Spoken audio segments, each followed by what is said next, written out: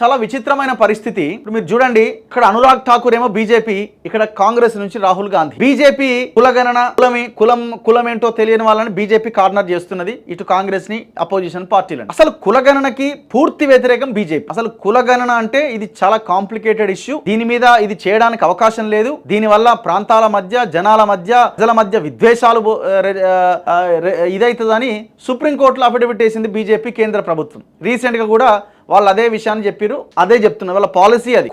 కులం లేదట కానీ మతం ఉందట. మతం పేరుతోని మాత్రం రాజకీయం చేస్తారు వాళ్ళది ఒక వైపు. ఇట్లా వాళ్ళ వర్షన్ వాళ్ళది ఉన్నది. రాహుల్ గాంధీ విషయానికి వద్దాం. రాహుల్ గాంధీ ఆడనేమో కులగణన అంటాడు, ఈడనేమో మొత్తం ఒకే వర్గం చేతిలో ప్రభుత్వం నడుస్తా ఉన్నది, రాజ్యం నడుస్తా ఉన్నది ఏడ తెలంగాణలో. రాహుల్ గాంధీ ఏమో ఒకటి మాట్లాడుతుంటాడు, కులగణన చేయాలి, భవిష్యత్ అంతా దీని మీదనే కొట్లాడతాం, ఎవరి వాటా ఎంతో వాళ్ళకి, ఎవరి జనాభా ఎంతో వాళ్ళకి ఆ వాటా దక్కాలని రాహుల్ గాంధీ మాట్లాడతాడు. ఈడ జరుగుతున్న దానికి సంబంధమే లేదు. మీరు ఆడ మాట్లాడుతున్నది ఈడ అమలు కావాలి కదా, మీరు అధికారంలో